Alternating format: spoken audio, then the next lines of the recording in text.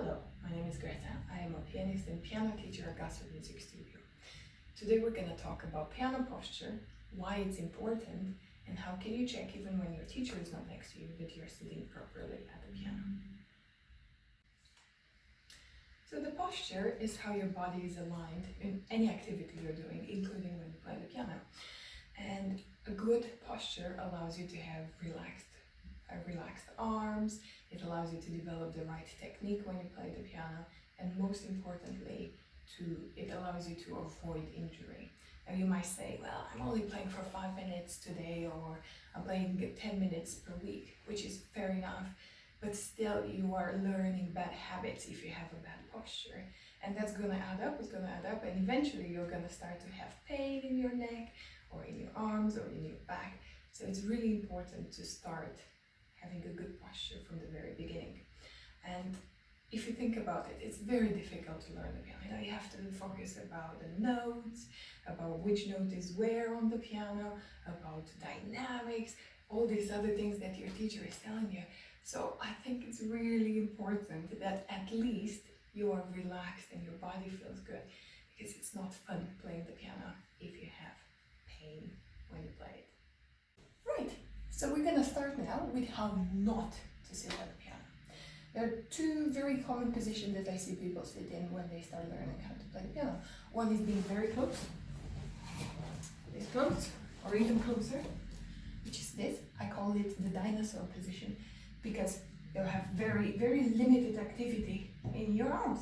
Now, if I try to reach the ends of the piano, my shoulders are hurting. It's very uncomfortable to play like this, and my movements are restricted.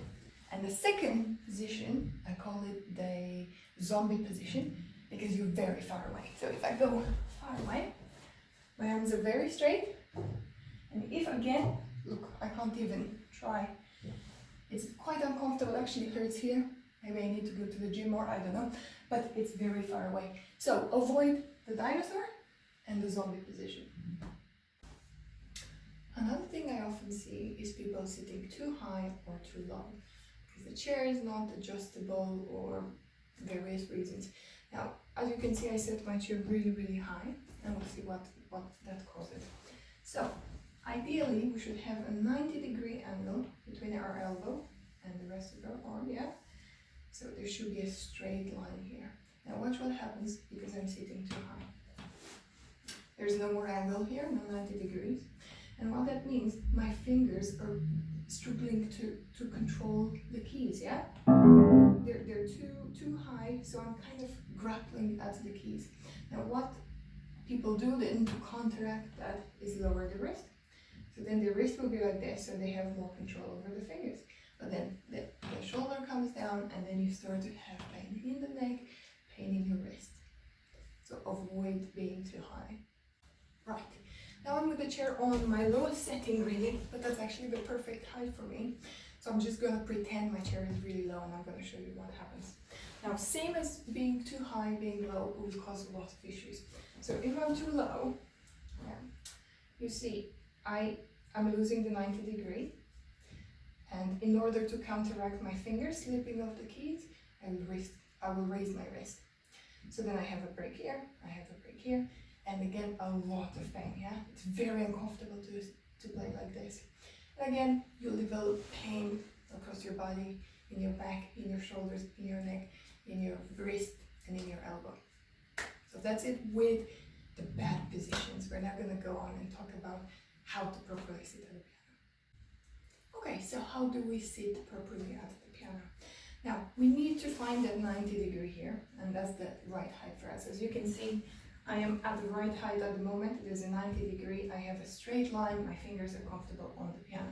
Now, you might not have an adjustable chair like I do. So let's say your chair is too low, which is most often. I find that the chairs are too low. So then I suggest avoiding putting pillows or cushions, because they sink, and then there's no help in having a pillow. But what I usually do, I use really big books that I can sit on. Probably Beethoven is not going to appreciate me sitting on this, but what I suggest, have big books that they're quite stable, and you can make your chair a little bit higher. Okay? Now, I obviously don't need them, so I'll put them away. Now after I found the right height, I can reach both ends of the piano comfortably. There's no pain anywhere. I need to see where I should be. I could be here or I could be here, but ideally I should be in the middle of the piano. So usually I find middle C, and the tip of my nose, I try to align it with middle C. Now middle C is not the perfect middle of the piano, but you know, for the time being we're going to say that's the middle of the piano, and that's where the tip of our nose should be. I like doing this a bit awkward, but I make my students do this to make sure that their nose is aligned properly. And there you are. That's how you sit at the piano.